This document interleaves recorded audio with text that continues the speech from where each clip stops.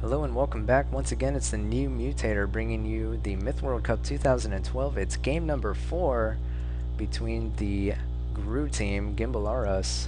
Down here in the southeast, they are the white team, led by Sam the Butcher, with Inquisitor, Black Knight, Urzukt, Grog Monster, Prince Pawn, and 2 Smoking Guns. They are facing the Tcox team, this red team up here in the northwest, led once again by Gamer. Ramirez, Cave, General X, Storm Rider, and Warax will be joining them. Looks like they lost a player. Though I'm at a loss, I think they lost Flatline. So they are down 6 to 7 players here. So the GRU team will enjoy a 1-player advantage for this game. They are down 3 games to 0. Or 0 games to 3, I should say, because really the Tcox team is going to be a very tough team to beat for a team such as GRU and really any team in this Myth World Cup. They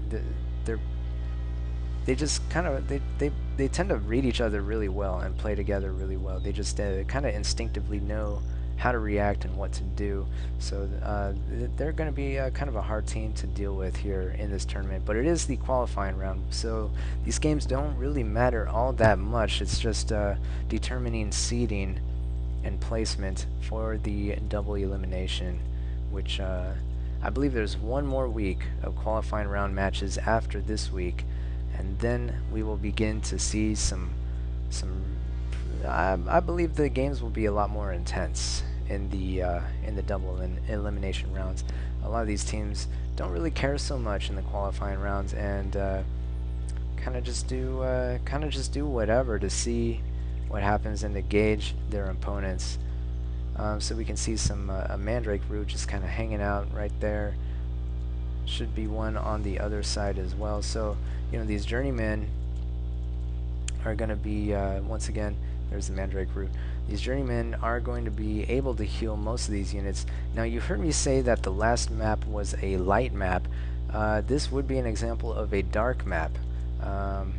Somebody told me that dark maps are, well, the units are going to be a lot faster. The game is going to be a little bit more fast-paced, and the units are going to be kind of overpowered because we have the Tro, these giant units here just kicking units left and right. We have the Fetch just zapping units and shocking them and blowing them up, and that way we have not just a dwarf but a dwarven hero.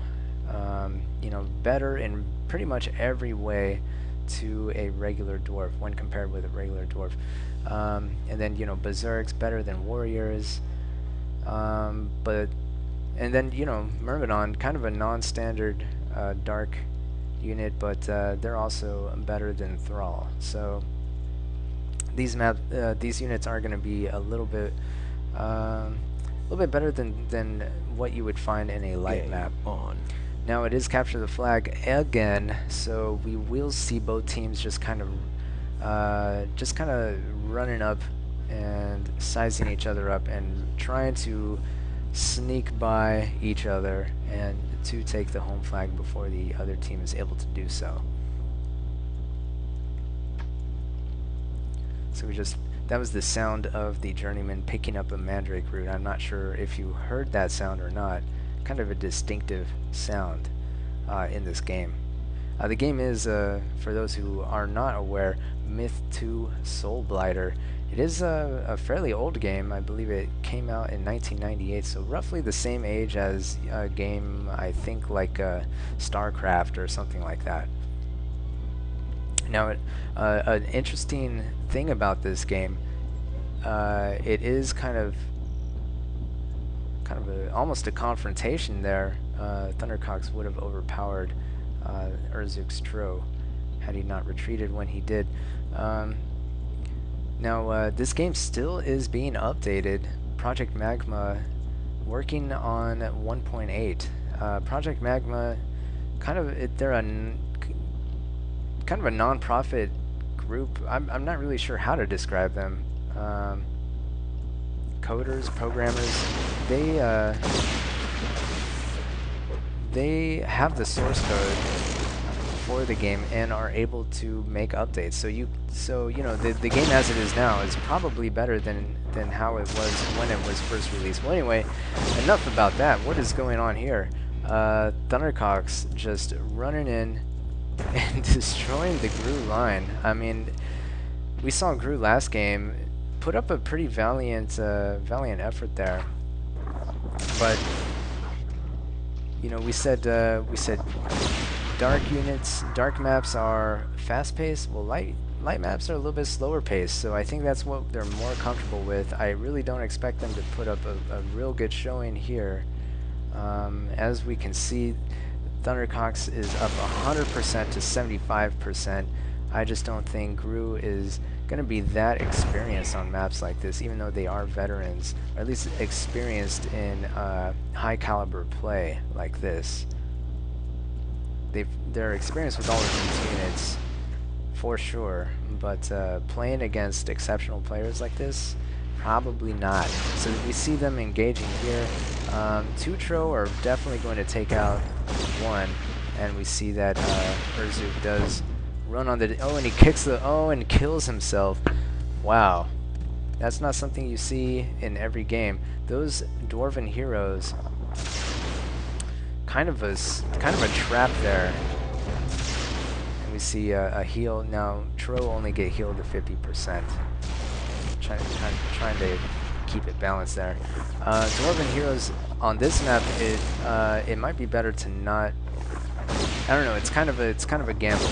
You can drop your satchels. I think there's 8 satchels on a dwarven hero.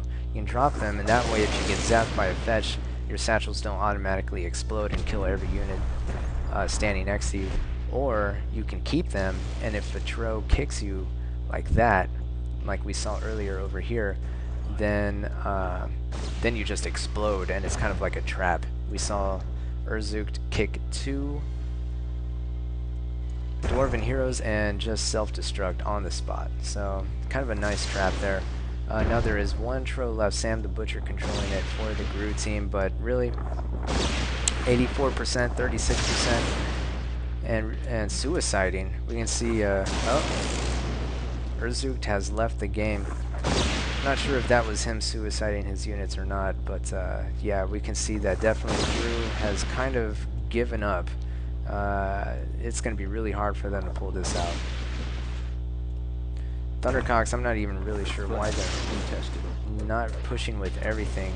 These Zerks can very well end the game here and now. Storm Rider kind of seizes the opportunity to end the game, and is he able to do it? I mean, these are going to be kind of well-vetted berserks, but no, he runs out at the last second to save his ratios. Contested. The Tcox Tro do engage, but Sam the Butcher going to do what he can to keep them from. He is able to freeze one. Is he? Oh, nope, and he gets frozen himself before dying. So all of the Tro dying in that exchange. But really, Gru not having enough, doesn't have enough to hold the flag in the end. Look at all of these berserks. Really, there was nothing they could do at that point. They just lost so many units in the first minute or so of the game that they never quite recovered. And something that we will probably see kind of a fair amount of here in the qualifying round matches. Once double elimination starts, I believe the games will be a lot closer. But you know, who knows? So really padded ratios for everybody on the Tcox, except for Ramirez. He kind of lost a lot of units, but did net over 100 damage there. General Lex 220 damage. So kind of ridiculous there. I don't really expect anyone on Gru to have done very well, but Inquisitor does a fairly alright job. If only his teammates had done the same. So really not much to see there. We're going to go ahead and move into Game 5. Tcox is up 4 games to 0.